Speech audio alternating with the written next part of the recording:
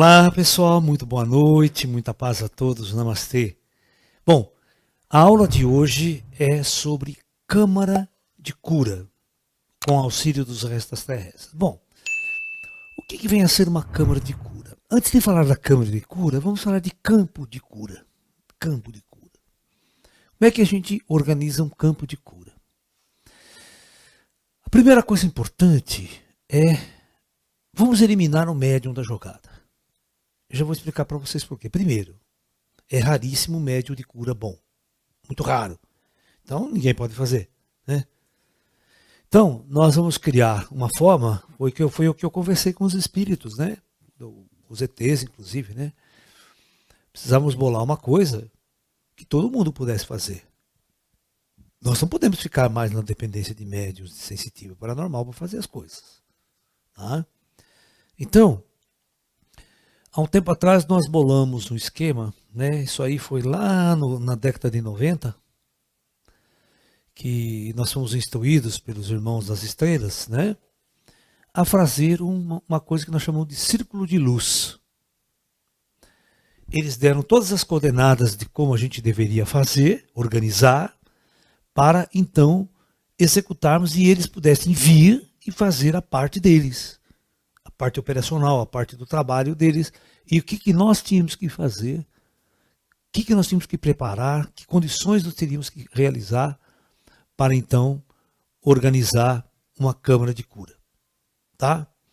Mas antes disso, eu vou contar uma história para vocês, que eu conto sempre, o que é um campo de cura. Como um campo de cura acontece. Eu gosto de contar essa história porque ela vai revelar como que o plano espiritual trabalha, independente de qualquer padre, de qualquer sacerdote, qualquer pastor de igreja universal que está roubando as pessoas, ludibriando as pessoas, pedindo dinheiro das pessoas, extorquindo as pessoas. E como é que nesses ambientes acontecem alguns milagres, algumas curas, né, independente da sacanagem desses pastores. Bom, então, primeira coisa que nós vamos contar é uma história que eu vou contar para vocês.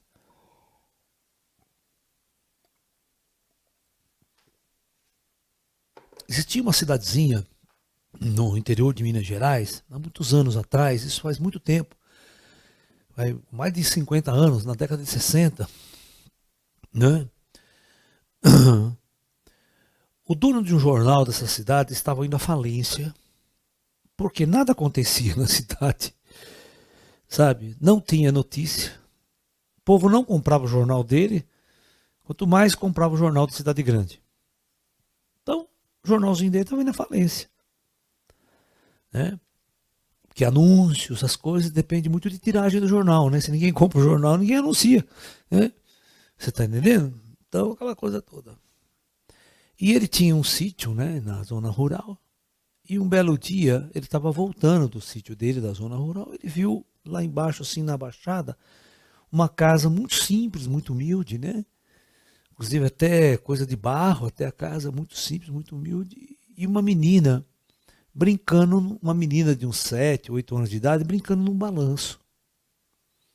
Ele parou, começou a olhar aquela criança brincar lá embaixo e teve uma brilhante ideia para alavancar o jornal dele.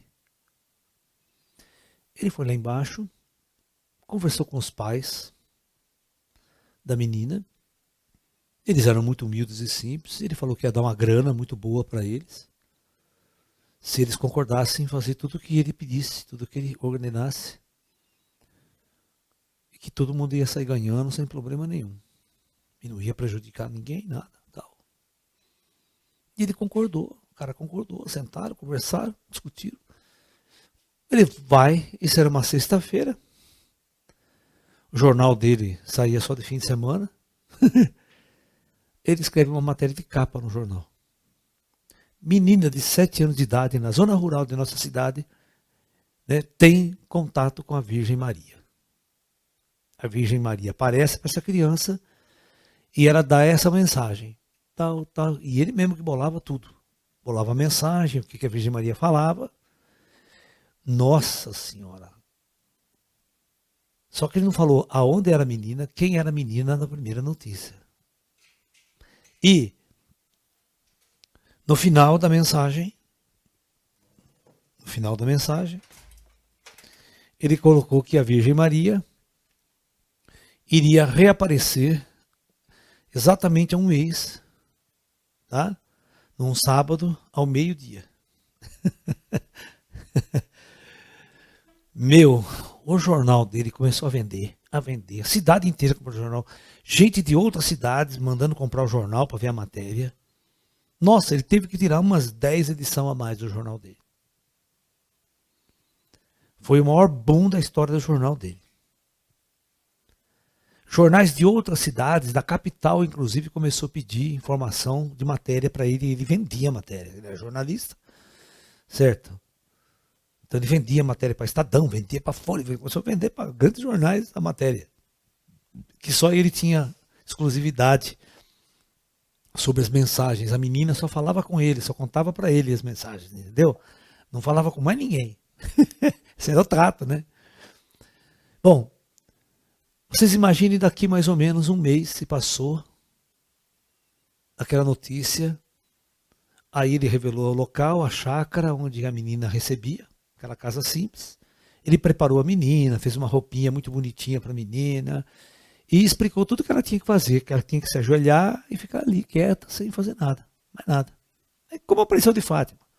As meninas ajoelharam, ninguém via nada, só as meninas que via, né? E aí tinha mais ou menos umas 200 pessoas no lugar. Aí toda a encenação, com fotografia, com tudo agora, certo? Nada acontece. Mas ele chega então, olha, a Virgem Maria realmente apareceu, ela deu tal mensagem, assim, assado, e todos vocês que estão aqui, amanhã a mensagem estará no jornal. Falou mais ou menos para as pessoas o que ela tinha dito e tal, e a matéria completa no jornal amanhã. Você imagine, né? Como o jornal começou a vender. Aí ele marcou novamente, daqui a um mês, mais uma aparição. Mesmo esquema. Tudo inventado, tudo fraude. Só que na próxima aparição tinha umas 10 mil pessoas na porta. Começou a aparecer ônibus de excursão, tudo quanto é lado para a aparição da Virgem Maria. Você está me entendendo? Né? E a mesma história. Mesma fraude. A terceira aparição. A mesma coisa, só que tinha umas 30 mil pessoas em volta da chácara. Aí, na quarta aparição, chegou mais de 100 mil pessoas na cidadezinha. Um dia antes, as pessoas dormiam na rua, porque não tinha pousada, não tinha hotel, dormiam na rua, pousaram na rua, outras ficavam dentro de ônibus, para no dia seguinte todo mundo lá ao meio-dia, quase que 100 mil pessoas se aglomerando no lugar. Imagina, você sabe o que é 100 mil pessoas, cara? É uma cidade com um terço de Limeira. É um absurdo. Estradinha, tudo congestionada, tal. Só que quando deu mais ou menos umas 11 e pouco, começou a cair uma chuva. Maio uma chuva. Parecia de Fátima, do dia da Fátima também caiu um puta toró. Né?